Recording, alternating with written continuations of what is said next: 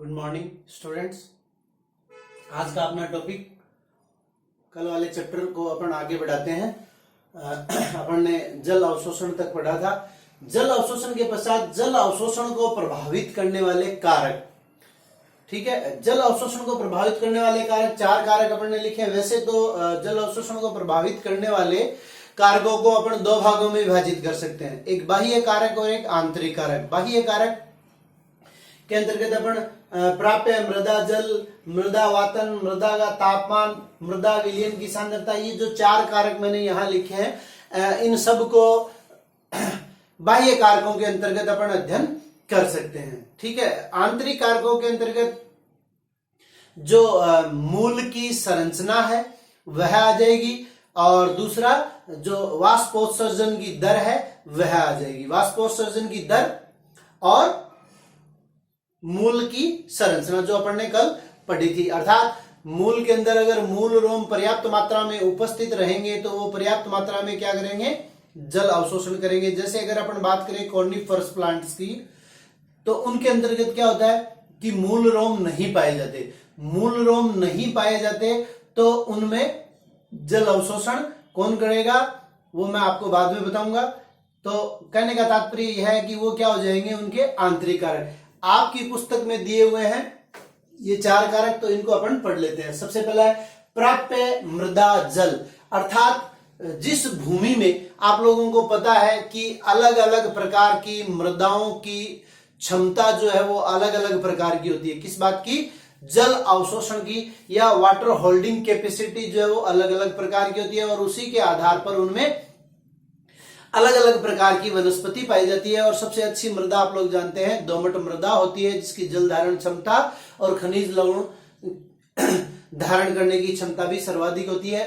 तो यहाँ प्राप्य मृदा जल, अब आप लोगों को पता है कल अपन ने बात की थी जल के प्रकार। मृदा को कई प्रकार के जल उपलब्ध होते हैं, उनमें से कुछ जल गुरुत्वाकर्षण बल के द्वारा भूमि के अंदर नीचे की ओर चले जाते हैं। तो जो जल बचता है उस मृदा के पास में जिसमें पौधों की जड़ें समाहित है, तो वह क्षमता क्या कहलाती है, जल धारण क्षमता, या इसको अपन फील्ड कैपेसिटी या क्षेत्र क्षमता भी कह सकते हैं। और इनमें से भी आप लोगों को याद रखना है, जैसा कि मैंने कल भी आप लोगों को बताया था क्या, कि पादपों को कौन सा जल उपलब्ध होता है, पादपों को केशिकत्व जल उपलब्ध होता है, ठीक है। तो यहां अगर अपन जल धारण क्षमता की बात करें तो उसमें केशिकत्व जल और दूसरा जो आर्द्रताग्राही जल है, उन दोनों की बात हम कर रहे हैं।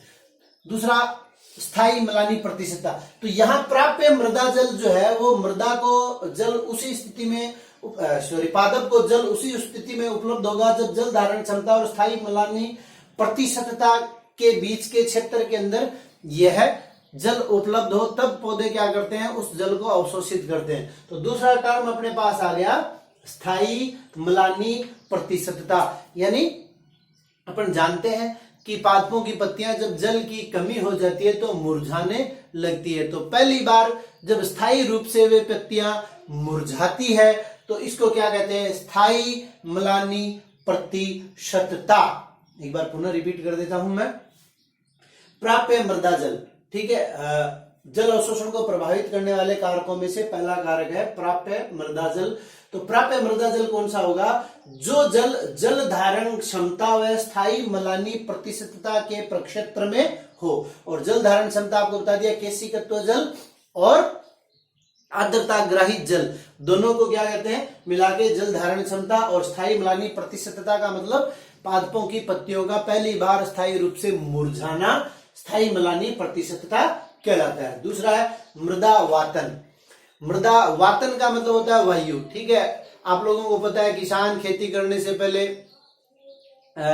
खेत की जमीन को जो है वो पोली करवाता है। पोली करवाने का मतलब क्या है, वहां पे वायु की मात्रा जो है वो बढ़ जाती है, क्योंकि अंकुरित होते हुए बीज को सर्वाधिक मात्रा में ऊर्जा की आवश्यकता होती है। और ये अपन पढ़ेंगे किसमें, श्वसन में। श्वसन किसे कहते हैं, भोज्य पदार्थों के विघटन के फलस्वरूप ऊर्जा की प्राप्ति और विघटन पर्याप्त मात्रा में कब होगा? जब ऑक्सीजन उपलब्ध होगी। तो यानी वायु पर्याप्त मात्रा में उपलब्ध होगी। जैसा कि अपन देखते हैं दो यहाँ अपवाद है, टाइफा और ओराइजा। ओराइजा यानी चावल, आप लोग समझ सकते हैं चावल की खेती क्या होती है? जल के अंदर होती है। तो वहां पे वो अवायवीय श्वसन करके भी ऊर्जा की प्राप्ति कर लेते हैं। तो दो तो क्या है अपने पास? अपवाद है। कौन कौन से? चावल और टाइफा, ओराइजा और टाइफा। बाकियों के अंतर्गत क्या है? ऑक्सीजन की पर्याप्त मात्रा चाहिए ऊर्जा के लिए, तो उसके लिए क्या होगा?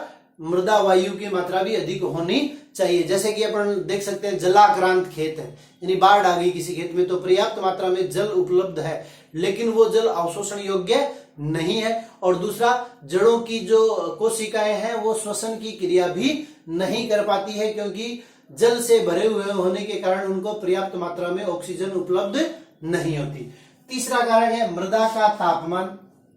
तो 15 से 25 डिग्री सेंटीग्रेड जो है वो अनुकूलतम तापमान रहता है। इससे कम तापमान हो जाता है तब आप लोग जानते हैं जल का शीतलन होना प्रारंभ हो जाता है और वो जल अवशोषित नहीं हो पाता।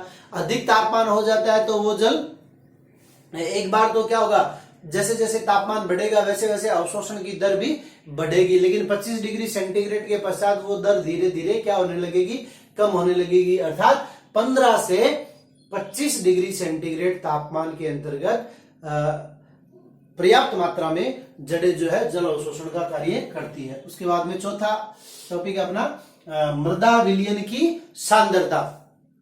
तो चूंकि आप लोगों को पता है, और अगला जो अपना पाठ आएगा एक खनिज अवशोषण, ठीक है, मिनरल न्यूट्रिशन, तो उसके खनिज पोषण, उसके अंतर्गत भी अपन पढ़ेंगे कि पादपों को जो अपन खाद वगैरह देते हैं, ठीक है, या उर्वरक जो प्राप्त होते हैं वो उर्वरक विलयन के रूप में ही जड़ों के द्वारा अवशोषित किए जाते हैं। तो मृदा के अंदर जो विभिन्न प्रकार के खनिज लवण जो है वो जल में घुले हुए रहते हैं, उसको क्या कहते हैं अपन?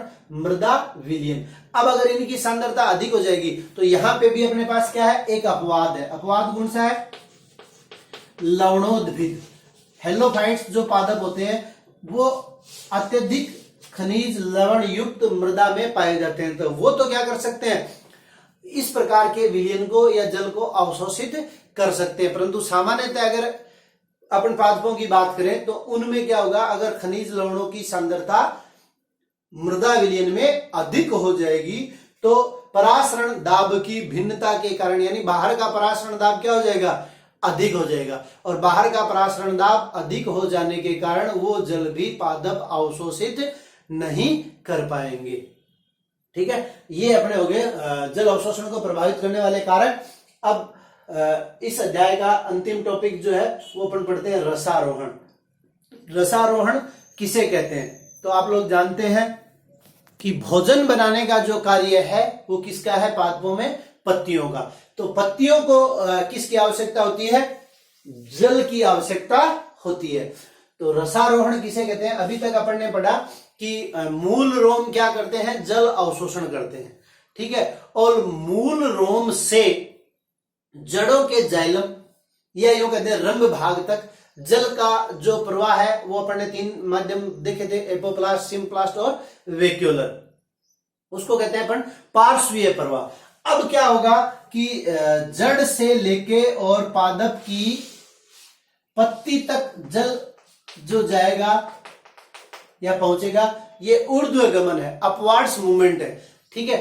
तो जड़ों के जाइलम से पत्तियों के जाइलम तक जल के पहुंचने की क्रिया रसारोहण कहलाती है। यानी ऊर्ध्वगमन काम किसको लेना है? जल को, पत्तियों को। तो पत्तियों तक जल के पहुंचने की जो क्रिया वो क्या कहलाती है? रसारोहण। अब अपन देखें, जो मैंने अभी शब्द काम में लिया जाइलम। मार्ग क्या होता है? जाइलम होता है। कैसे होता है? तो इसको एक प्रयोग द्वारा स्पष्ट किया जा सकता है। आप लोग ध्यान में रखना, कनाडा बालसम का एक प्लांट लेके और उसमें अपन क्या करते हैं? रंगीन जल भर देते हैं एक बीकर में रंगीन जल भरकर और उसमें कनाडा बालसम पादप लगा देते हैं, ठीक है, और कुछ समय तक इसको पड़ा रहने देते हैं। अब ये पादप क्या करेगा? इस जल को अवशोषित करेगा और इसका गमन पत्तियों तक होगा। और कुछ समय पश्चात जब इसके तने की काट काट कर देखते हैं तो जाइलम वाला जो भाग है वो क्या हो जाता है, रंगीन हो जाता है, शेष भाग वैसा का वैसा पड़ा रहता है। तो इससे क्या सिद्ध होता है, इससे यह सिद्ध होता है कि जल का जो परिवहन है वो जाइलम के द्वारा ही होता है। ठीक है, उसके बाद में क्रियाविधि कि जड़ों के जाइलम से पत्तियों के जाइलम तक किस प्रकार से जल पहुंचता है, उसकी क्रियाविधि को समझाने के लिए दो सिद्धांत दिए गए। कौन कौन सा, पहला है जैव बल सिद्धांत और दूसरा है मूल दाब सिद्धांत, तीसरा है भौतिक बल दाब। जैव, हालांकि आप लोगों को ध्यान में रखना है सिर्फ इतना ही कि ये तीन सिद्धांत दिए गए और इनमें से जो सर्वमान्य सिद्धांत है भौतिक बल दाब, इसी का अपन अध्ययन करेंगे। लेकिन बाकी के जो सिद्धांत है उनके बारे में 1 नंबर का प्रश्न पूछा जा सकता है, इसलिए थोड़ा सा अपन देख लेते हैं। बाकी इनके ऊपर कोई बड़ा प्रश्न आने की संभावना नहीं है। जैव बल सिद्धांत का मतलब है कि जड़ों की या जाइलम की अगर बात करें, जाइलम की कोशिकाएं जो मेडुलरी रेज होती है, मज्जा किरणें, और दूसरा पेरेन्काइमा, जाइलम पेरेन्काइमा, ठीक है, जाइलम मृदुतक, ये जीवित कोशिकाएं होती है और इन जीवित कोशिकाओं के द्वारा एक बल लगाया जाता है जिसे क्या कहते हैं, जैव बल, और उस बल की सहायता से जल का ऊर्ध्व गमन होता है, यह सिद्धांत बताता है। इस सिद्धांत के समर्थक कौन थे, गोडलेवस्की, जेसी बोस जो भारतीय वैज्ञानिक है, स्ट्रासबर्गर, ये 3 वैज्ञानिक इस सिद्धांत का समर्थन करते हैं। हालांकि आधुनिक अवधारणाओं के अनुसार ये सिद्धांत अमान्य हो गए, इसलिए इसको अपन यहीं छोड़ देते हैं। दूसरा है मूल दाब सिद्धांत, रूट प्रेशर थ्योरी, कि जड़ों की जो कोशिकाएं हैं वो मूल दाब विकसित करती है। लेकिन अपन जानते हैं कि यूकेलिप्टस, कॉर्निफर्स जैसे 100 फीट लंबे पादप होते हैं, ठीक है, तो उनमें मूल दाब के द्वारा जल का अपवार्ड मूवमेंट नहीं हो पाता है, इसलिए ये सिद्धांत भी अमान्य हो गया। मूल दाब के द्वारा 10, 15, 20, 30 फीट तक अधिकतम जल ऊपर की तरफ पहुंचा जा सकता है। तीसरा है भौतिक बल सिद्धांत, इसको अपन विस्तार पूर्वक पढ़ेंगे। इसको अपन वाष्पोत्सर्जन, सहसंजन, तनाववाद भी कहते हैं। डिक्सन एवं जोली ने यह सिद्धांत दिया था, यही अब तक का सर्वमान्य सिद्धांत है। तो इस सिद्धांत को समझने से पहले मैं आपको एक प्रयोग बताता हूं, उस प्रयोग के आधार पर अपन इस सिद्धांत को समझ सकते हैं। ठीक है, प्रयोग क्या है, अपन क्या करते हैं, एक बीकर लेते हैं और एक बीकर जल से भरा हुआ बीकर है और इस बीकर में एक 2 मुंह वाली परख नली रख देते हैं और ये परख नली भी क्या है, जल से भरी हुई है। ठीक है, अब क्या करते हैं, इस परख नली के एक मुख पर स्पंज या गीला स्पंज या गीली रुई लगा देते हैं। ठीक है, अब इस रुई को अपन क्या करते हैं, बाहरी माध्यम से कोई पंखा या हीटर वगैरह लगाकर इसको सुखाते हैं। तो जैसे जैसे इसको सुखाते जाएंगे क्या ये सूख जाएगी, नहीं, तो क्या होगा, यह सूखने की बजाय इस बीकर के अंदर जो जल स्तर है वो क्या होता जाएगा, वो कम होता जाएगा और जब ये संपूर्ण जल समाप्त हो जाएगा तब ये सूख सकती है, अदरवाइज ये नहीं सूख सकती। ठीक है, ये एक प्रयोग है। अब इसी प्रयोग को अपन ट्रांसफर कर लेते हैं किसमें, पादप में। ठीक है, तो ये जो अपन ने पंखा लगाया या हीटर लगाया, इसके स्थान पे अब आप लोग मान सकते हैं कि क्या होता है यहां पे, वाष्पोत्सर्जन। कौन सी क्रिया होती है, वाष्पोत्सर्जन, जो अपना अगला चैप्टर है उसमें अपन विस्तार पूर्वक पढ़ेंगे परिभाषा। हालांकि मैंने आपको पहले भी बताई थी, दोबारा बता देता हूं। पत्तियों द्वारा जल की वाष्प के रूप में हानि क्या कहलाता है, वाष्पोत्सर्जन। तो यहां से क्या होगा, वाष्पोत्सर्जन की क्रिया होगी, जल की हानि होगी और उस जल की कमी को पूरा करने के लिए कोशिका क्या करेगी, अपने पास स्थित कोशिका से जल ले लेगी और धीरे धीरे धीरे धीरे इस प्रकार से कोशिका लेती हुई जड़ की कोशिका तक एक प्रकार का तनाव उत्पन्न हो जाता है। ठीक है, इसको ऋणात्मक तनाव कहते हैं। क्यों ऋणात्मक क्यों कहते हैं, ये भी ध्यान में रखना है कि जल अवशोषण का कार्य किसका है, जड़ का है और तनाव कहां से उत्पन्न हो रहा है, ऊपर से उत्पन्न हो रहा है। ठीक है, अब जड़ की जो अंतिम कोशिका है वो इस कमी को पूरा करने के लिए क्या करेगी, बाहरी माध्यम से जल अवशोषित कर लेगी। ठीक है, ये सिद्धांत है। अब इसमें क्या है कि जल का लगातार, जैसे ये परख नली देखिए, तो यहां जल क्या है, एक कंटिन्यूअस प्रवाह होगा तो यहां जल जो है वो क्या करेगा, इस परख नली के साथ आसंजक बल से जुड़ा हुआ रहता है। ये अपन ने पादप जल संबंध के अंतर्गत बात की थी, आसंजक बल और सहसंजक बल की। और जल के अणु आपस में जिस बल के द्वारा बंधित रहते हैं उसको कहते हैं सहसंजक बल। ठीक है, तो ये सिद्धांत हो गया अपना वाष्पोत्सर्जन, आसंजक, सहसंजन, तनाव, वाद। किसने दिया था? डिक्सन एवं जोली नामक वैज्ञानिक ने दिया था। सिद्धांत क्या है, दोबारा एक बार रिपीट कर देता हूं।